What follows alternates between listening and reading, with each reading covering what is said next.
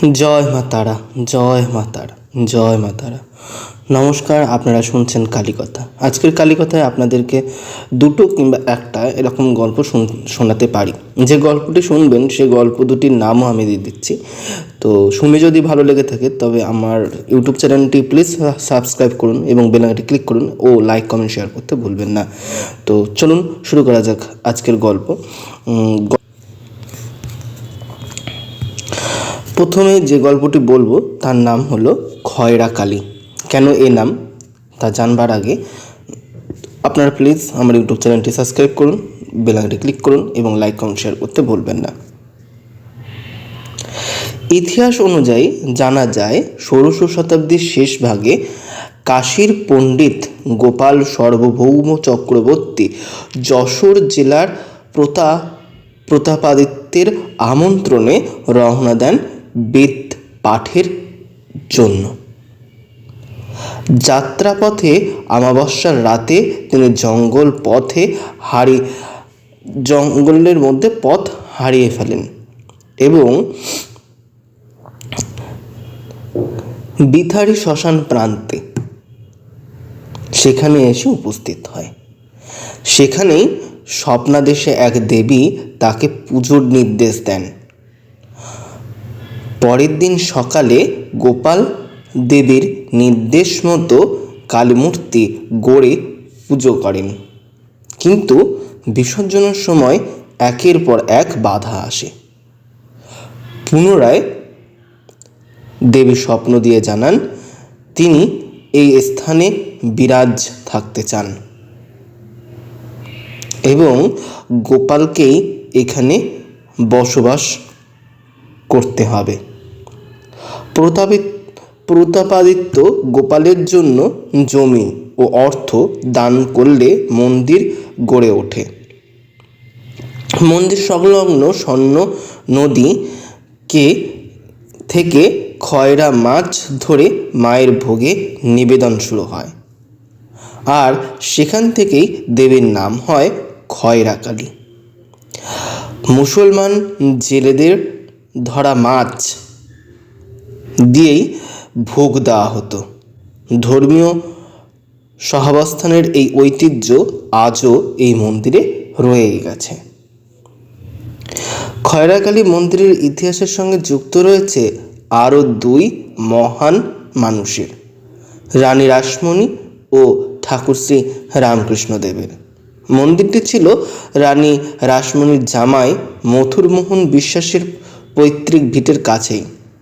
মথুরমোহন ও তার স্ত্রী জগদম্বা মন্দিরের ভগ্নাদশা দেখে রানীকে তা জানান। রানী রাসমণি নিজ খরচে মন্দিরটি পুনর্নির্মাণ করেন ও নতুন প্রস্তর মূর্তি প্রতিষ্ঠা করেন। জনশ্রুতি শ্রী শ্রী রামকৃষ্ণদেব দুবার এই মন্দিরে এসেছিলেন পুজোর জন্য এবং গভীর ধ্যানমগ্নও তিনি হয়েছিলেন। স্থানীয়দের বিশ্বাস এই মন্দিরের মা খুবই জাগ্রত।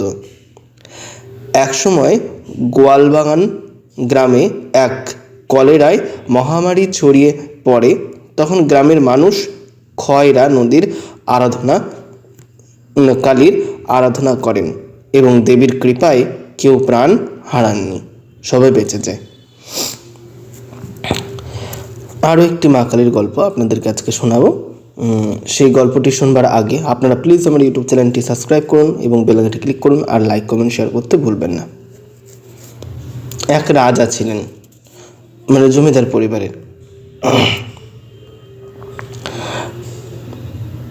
বর্ধমানের 1827 সালে বর্ধমানের পাটুলির রাজা তথা শেওড়াফুলির রাজবংশের হরিশ্চন্দ্র রায় এই মন্দিরটি প্রতিষ্ঠা করেছিলেন। রাজা হরিশ্চন্দ্র ছিলেন পরম ধার্মিক, নিষ্ঠাবান এবং মা কালীর ভক্ত। জানা যায় রাজার 3 রানী ছিল। প্রায় প্রতিদিন 3 রানীর মধ্যে ঝামেলা অশান্তি লেগেই থাকত। একদিন রাজা নারায়ণপুর প্রাসাদে ফিরে দেখেন 3 রানী মিলে ঝগড়া করেই যাচ্ছে। এই দৃশ্য দেখে রাজা ভয়ঙ্কর রেগে যায়। ক্রোধে তরবারি দিয়ে বড় রানীকে হত্যা করে। এই ঘটনার পর রাজা প্রচণ্ডভাবে বিষণ্ণ হয়ে পড়েন।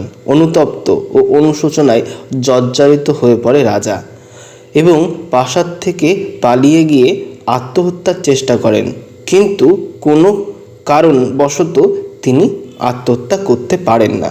এরপর ঘুরতে ঘুরতে তিনি গভীর জঙ্গলে এক গাছের তলায় এসে বিশ্রাম নেন। এরপর তিনি অবসাদগ্রস্ত অবস্থায় ক্লান্ত হয়ে একসময় ঘুমিয়েই পড়েন। সেদিন দেবী কালিকা রাজা হরিশ্চন্দ্রকে স্বপ্নাদেশ দেন।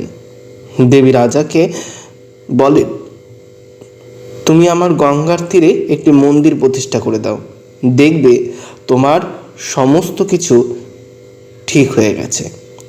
এরপর রাজা দেবীর কথা মতোই শেওড়াফুলিতে গঙ্গার তীরে মা কালীর একটি মন্দির প্রতিষ্ঠা করে।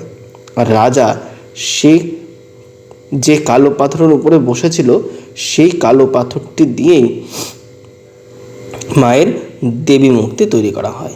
কথিত আছে স্ত্রীর মৃত্যুর পর এই ঘটনা হাত থেকে নিস্তার পেতে এই মন্দির প্রতিষ্ঠা করেন রাজা, তাই এই মন্দিরের মায়ের নামও হয়ে যায় নিস্তারিণী কালী। মানে যে কোনো যদি কাজ করে সে যদি এই মায়ের মন্দিরে এসে সেই পাপ কাজ থেকে নিস্তার পেতে চায় তো এই নিস্তারিণী মায়ের কাছে আসতে পারে। তো আরও একটি যে খয়রা কালীর যে ঘটনাটি বললাম সে কালীতেও একটা জিনিস দেখলেন যে ইসলাম ধর্মের মানুষ সে যদি মাছ দেয় তবেই কিন্তু সেখানে প্রসাদটা তৈরি হয় মায়ের। দেখুন এখন যে যুগটা চলছে ইসলাম হিন্দুদের মধ্যে যে দ্বন্দ্ব চলছে, এর আগেও কিন্তু ইসলাম ধর্মের মানুষ এবং হিন্দু ধর্মের মানুষ এতটা বছর 2025-এর আগে মানুষ কিন্তু একসঙ্গে থাকতো। ইসলাম ধর্মের মানুষ আলাদা থাকলেও হিন্দু ধর্মের মানুষ আলাদা থাকলেও তাদের মধ্যে সেই বিভেদটা তখনও অবধি তৈরি হয়নি, কিন্তু এখন অনেক মানুষ আছে এই বিভেদটাকে তৈরি করছে, যার ফলে দুই ধর্মের মধ্যে একটা যুদ্ধের পরিস্থিতি সৃষ্টি হয়ে যাচ্ছে। যাই হোক, আমার এই দুটি ঘটনা কেমন লাগলো তা জানাতে ভুলবে না। জানাতে হলে আমার ইউটিউব চ্যানেলটি সাবস্ক্রাইব করুন, বেল আইকনটি ক্লিক করুন এবং লাইক কমেন্ট শেয়ার করতে ভুলবেন না। জয় মা তারা।